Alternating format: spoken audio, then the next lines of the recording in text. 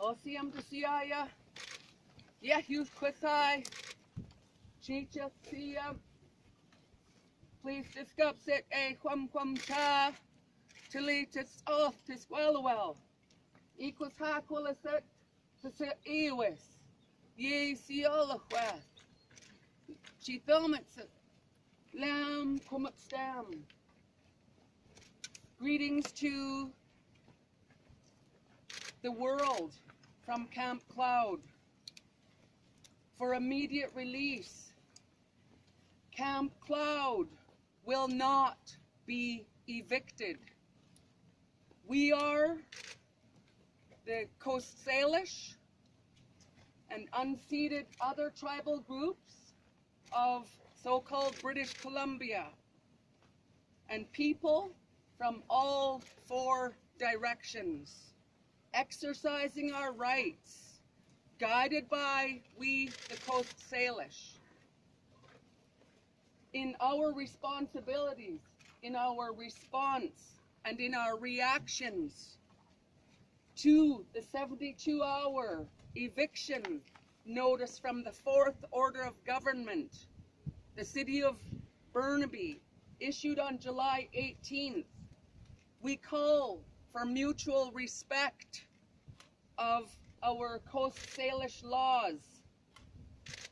We ask for the respect and demand the respect for our 35-year-old Constitution Act 1982, whereas the existing Aboriginal and treaty rights of the Aboriginal peoples of Canada are hereby recognized and affirmed by each of you standing here with your videos and all of your viewers of the world.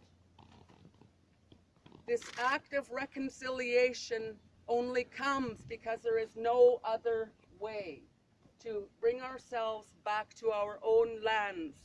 We are a public, peaceful protest camp according to the constitutions, the authorities that are at play. Both the Coast Salish and Canada laws recognize the right to our public, peaceful protest, whereas the structures around our sacred fire at Camp Cloud function to support our water protection efforts, and they can be modified at 4 levels of governance. As the Coast Salish, these bylaw issues of the 4th Order of Government can be complied with to save the focus of why we're really here.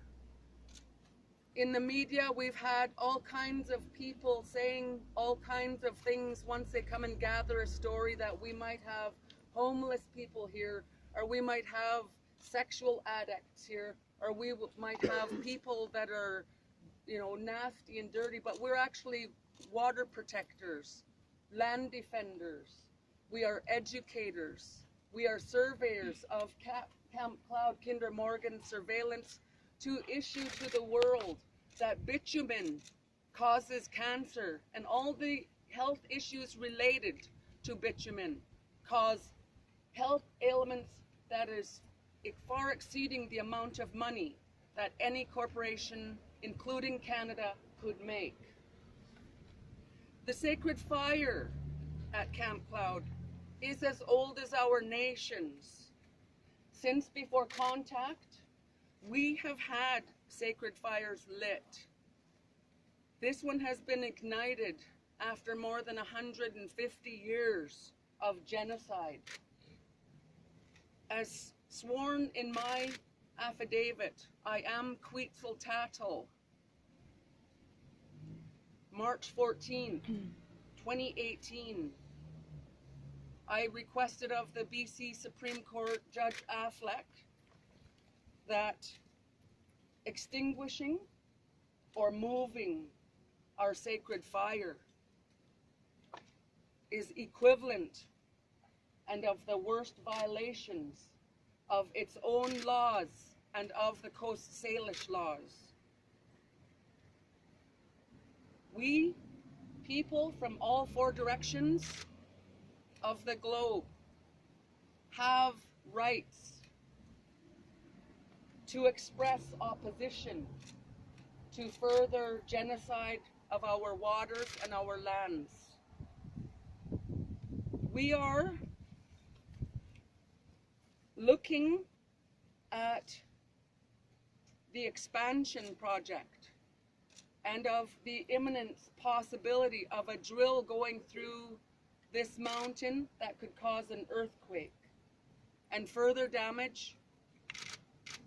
The berms built up behind me are built up recently to catch leakage. We are here to raise awareness for the health and safety of all people and all animals. We are here to express our opposition to this expansion for public safety, public interest, and public health. We are meeting our responsibilities to that end at Camp Cloud. Front lines do not look pretty, as Jane Doe of our Camp Cloud has said, and this is true. We are working together, we listen, we have circles, we sing, we dance, and we pray for water every day. The eviction notice was wrongfully issued without proper consultation and consideration. The bureaucrats of the city of Burnaby say they've tried to develop a relationship with Camp Cloud. Indeed, Laurie, the executive assistant to Derek Horrigan, came many times with orders instead of questions and concerns. And I'm respectfully announcing that that is not good faith discussion or negotiation. We've been outside since 2014. It's come to light now because we have a loved one, Eagle Eyes, who passed away from carving and the cold. And so I said that would never happen again on the front line.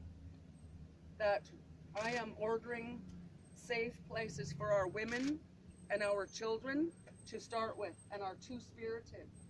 And so we have constructed safe places in order to perform our sacred and ceremonial ways. We have the two-spirited women and children's cabin, and then we have our Eagle Eyes carving cabin, so that we may continue and resurge and emerge where Indian reserves and Indian residential schools and Indian problems surface between and among ourselves. This is the right thing to do. I have fought for fish on behalf of all Aboriginal peoples right across the country and won successfully 3 cases. I won an Indian residential school settlement agreement. I won against the RCMP chief of police between Christmas and New Year's and the fire departments. How many times did they come up to 8098 to try and extinguish our fires, our beautiful sacred ceremonial fire? Last night, APTN spent the time to research with Camp Cloud, with the fire department, their intentions. And I spoke with the assistant, his name is Assistant Kirk, and he said that he has no desire or any interest in making an order to extinguish our sacred and ceremonial fire. Indeed, Captain Kirk said he will be bringing us a load of wood to continue on with our prayers. This is a fact of the fire department in Burnaby. We had discussions overnight, as we have, about what to do with this eviction notice. As a federal Indian with federal standing, we're looking at doing a re-review in the federal courts and asking Jody Raybould Wilson, my fiduciary as such, to step up and help me out in similar vein that happened during the Musqueam's Shaughnessy case. The federal government stepped up and said, you can't treat the Indians that way at the federal level. And that is what I'm asking for Jody Raybould-Wilson to step up and assist, to pull her goons and her dogs and the malfeasance of allowing 60 cop cars to come up here at once. If the city of Burnaby really is in alliance with Camp Cloud and all frontline people opposing this pipeline, well, you got me fooled, because the energy, the time, the man hours, the money that is being spent to survey Camp Cloud, new polls have gone up with audio and video, dogs. The paramilitary moved in at 4 a.m., between 30 and 60 of them. We've been watching barracks be placed inside with truckloads of porta potties and those portables, infrastructure, gravel, hydro. There's organizing going on inside of this base camp, and it was the Vancouver Sun, a photographer's mother, who came to Camp Cloud very scared for Camp Cloud people in our lives when she saw the paramilitary moving in. That same night, when the eviction was issued, the dirty deeds are happening more and more often in the middle of the night.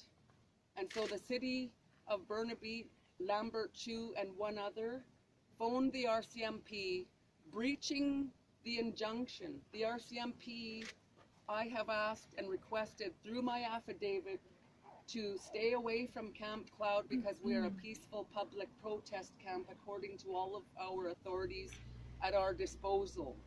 But indeed, they say, oh, it's a separate, we got a Facebook message, oh, it's a separate deal the RCMP are dealing with. No, RCMP are the Ministry of Justice, and the order is the order. And they must comply with the BC Supreme Court and leave Camp Cloud alone because it is in the public interest and at law. The fact of law is, even by the BC Supreme Court, I do not need their authority to protect water and to stand ground myself, and the many others at Camp Cloud need not to be criminalized, but to have constitutional protections according to Pierre Elliott Trudeau's Charter of Rights and Freedoms that he chuckled about and put in place in 1982, April 11th, when he patriated an arm of the British North America Act. And so we have had battles with the Charlottetown Accord, the Meech Lake Accord, Gustafson Lake, Tiny House Warriors, all of us that have experienced Standing Rock. I have been saying we are a public, peaceful protest camp. We are not armed. We are armed with prayers. That is our way of doing things. I'm requesting of each of you to take these words, that we will not be evicted, because we will conduct our work at this location due to the strong community support, and we are grateful to the many people from across so-called Burnaby and from various parts around the world where people have come to support us.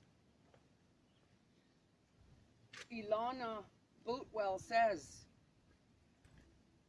this is crucial work carried on by many Indigenous groups and people along the way. We are doing the right thing, raising awareness about the collectively held constitutional rights of us Aboriginals and all of our brothers and sisters. Like over 200 arrestees. I've been in the court. I've been to Coldwater to a National Energy Board hearing. The biased, controlled effect and force of over 100 RCMP officers in Coldwater telling Chief Spahan who could enter the hearing during this apparent Trans Mountain Pipeline, with 3 federal judges handpicked by Trudeau and Jody Raybould Wilson herself. So all of us, according to our Canadian Charter of Rights and Freedoms, as issued by the late Trudeau, we have a right to express our opinions in opposing the expansion of bitumen that may cause more cancer and an earthquake. We are on a fault line. Some of our sacred and ceremonial people have predicted that Alberta may become the new coastline. But back in those ceremonial days in the 80s, I did not know why. But now, in my mid-50s, I realized why I heard that story. And that drill waiting down below where Greenpeace was doing a photo op is the danger that could cause us to become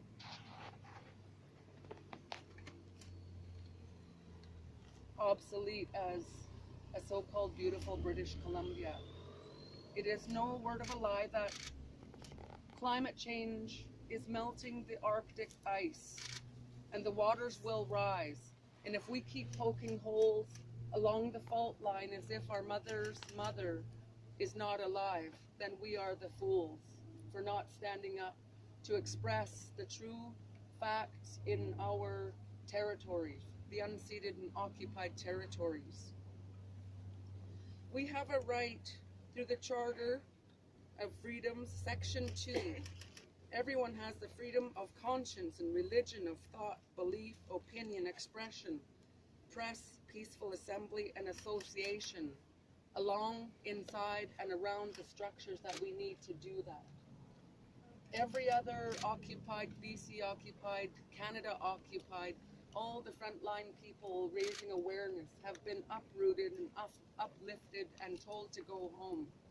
But the difference between all those occupy camps is that we are the leaders, unceded, and therefore we cannot be evicted further, genocided off of our own lands.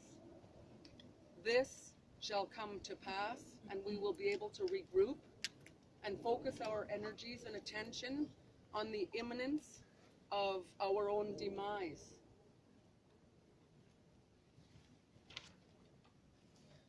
The eviction notice has a list of demands, including removing our sacred fire and all the dwellings that we need in order to consider and to do our sacred work. If we want fewer forest fires in the future due to global warming and fossil-fueled climate destabilization, we need to protect this sacred fire and all that it represents. For if we lose, everybody loses. I have heard time and again in my years that it is we, the Aboriginal peoples, that will lead away from industrial revolution and turn our attention to inventing a new way to exist and coexist above ground.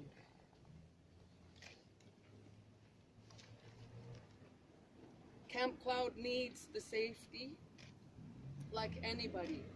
We are requesting of the city of Burnaby, the city of Vancouver, the Tri-Cities, to please stand up, the fire departments, to come and tell the public yourself that you have no resource or capacity to put out a fire in the event that there is a serious fire. Please come. I'm inviting all families to stand up to the juggernaut of an expansion that may put all of us under and our water. We look to Texas and their water. People are suffering and have to buy all of it in order to get a good drink. In Japan, in China, in England, we can point to countries whose water is already destroyed. and people are coming here from all those countries looking for a clean drink of water and safety. Camp Cloud is about the public interest, the public safety, and the public health of all water for all living things, and that we are complying. We have a meeting with the bureaucrats, Lambert Chu, who I hope has now done his homework on the existing Aboriginal and treaty rights of the Aboriginal peoples of Canada, must be recognized and affirmed by Lambert Chu. That we can take our budget of hemp lands, not tar sands, tourism, not tar, and natural fish, not farm fish, to a bank with a budget for over 2,000 years if we do things right. The killing of the coyotes, the raping and pillage of the trees around us on a weekly basis, the genocide of our water inside the gates of hell must stop. I'm asking, like the George family from Tsleil-Waututh have argued vehemently to please respect the inlet where the Tsleil-Waututh live. I'm asking that too. I was raised by the Tsleil-Waututh. I am Coast Salish Stalo, one of 54 tribes that cover a third of Vancouver Island, all of the city of Vancouver going towards a place called Boothroyd, and the borderline to the Washington-Oregon border. This is the Coast Salish territory, parts of it because of the international borderline set by Tecumseh, helped out by Sitting Bull. We are standing our ground to protect water, and if the further more genocide happens or any death happens, I am putting the responsibility squarely on the Queen of England and her children and the Ministry of Justice, Jody Raybould Wilson. I'm asking for my fiduciary on behalf of all Aboriginals and all Canadians to stand up to protect us according to the Charter of Rights and Freedoms, of our freedom to express our religious ways in an assembly that is safe and kind. I'm requesting of the people of Burnaby to wake up to the imminent dangers to our water and the ability to turn on our taps and to have a shower. I'm asking people to reduce your use of water. Green grass is meant to be green when it's meant to be green. Watering your grass is a fool thing to do. What a waste. It's all about look. The Industrial Revolution and the American dream is more about genocide underneath it all. The history of our peoples have never been truly told in the education systems across Turtle Island. I'm requesting of the Government of Canada to open up an implementation and enforcement office to give force and effect to the multi-millions of dollars that we have spent in the Supreme Court of Canada. Edgar Schneider was put in a sane asylum for trying to unfurl and undust some of these cases. He is a white man, so I'm, really reaching out to our people on the inside there to actually group up those of you that support the Indigenous, Aboriginal, and Indian lead towards less climate change and more green way of living, and in a public health, public safety, public interest kind of way. I've said a lot. I know that there may be some questions, and I am going to vacate the moment, and I don't want any cameras following me. I'm leaving the questions, and there will only be 2 or 3. I'm asking for Jane Doe to please say that will be enough questions. And when Jane Doe says that will be enough questions, I'm requesting of the world's media attention to please turn your eyes in a good way to the issue at hand, and that is really saving ourselves from the genocidal practice and call of this Prime Minister to plunk the east-west line into so-called beautiful British Columbia. I'm requesting of people to stand up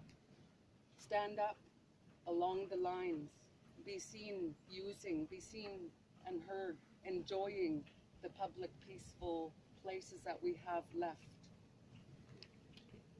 There must be questions, and I am leaving it. I'm going to ask you, John Doe, to speak loudly, take a breath, answer the questions to the best of your ability, knowing what you know as an 18-year-old, charged and having gone back and forth to the BC Supreme Court, self-representing. I want you to tell the world what's going on with your life and what your hopes and dreams might be. And so I want to thank the public for your interest in water. I want to thank you for your interest in the eviction notice that will not stand.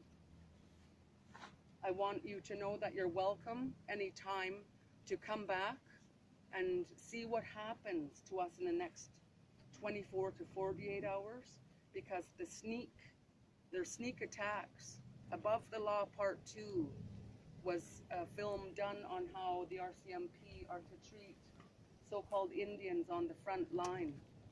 And so I urge you in a good way to be patient with John Doe, our 18-year-old that is in court back and forth. And he is also still in high school and works a part-time volunteering here and there. So John Doe, I'm going to leave the storytelling by the story pole under this great sun. And once you're done taking those so-called 3 or 4 questions, I'm asking the Secretary, John Doe, to help us remind Canada of one of our songs as we close off this press release.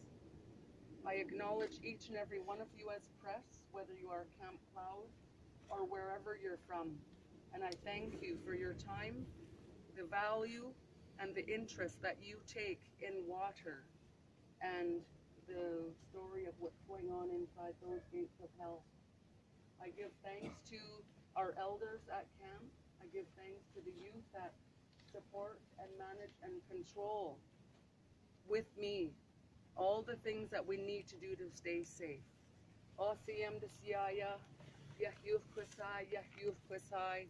I have spoken. I am Quetzalcoatl, the court monitor, and the Coast Salish hereditary matriarch, as given to me by my own Coast Salish peoples. I am requesting for you to allow me to leave this post and to turn your attention to a young John Doe. I thank you for your time.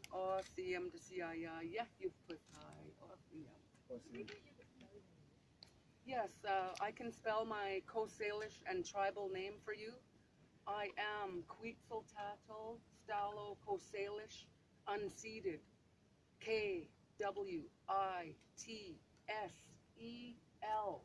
Tatl, T-A-T-E-L.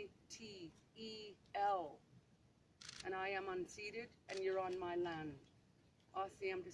Thank you again for your generous hospitality to tell a good story.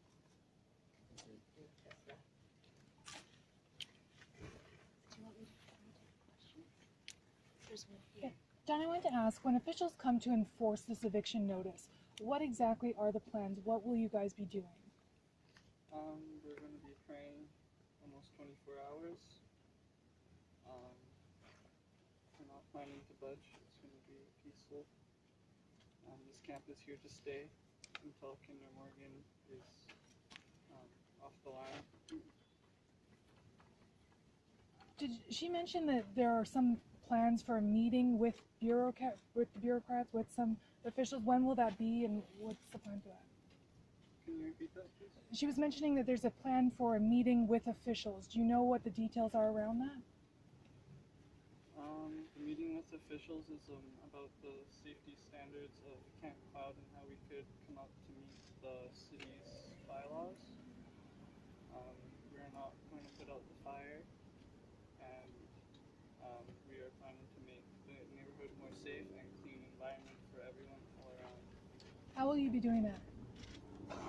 We will be picking up garbage with garbage sticks, conversing with the public as much as we can to hear their thoughts, and having good and safe conversations about how water is sacred to us and how it will never be not sacred. I understand that there were meetings with lawyers on Wednesday.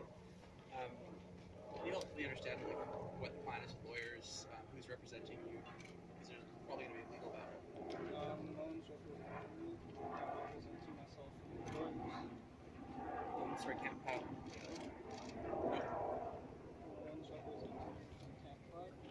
Is anyone representing Camp Cloud? Not that I know of.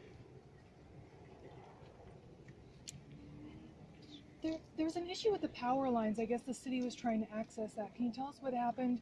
They were saying that they were trying to access some lines in the area and weren't able to. Was that because of what was going on here, or? No, they didn't need to access power lines. They were just concerned about how high the roof was on the Carver's house, and to make sure that we knew the safeties of the electricity and being on the roof. Are you able to address their concerns? There is no concerns because there's no problem with I it. think that's about 3 or 4 questions, so we should wrap it up. Thank you, everybody, for your time and for listening. I think at the end of the day, I hope we're clear that the purpose of the camp is to protect water. And I thank all the speakers, young and old and in between.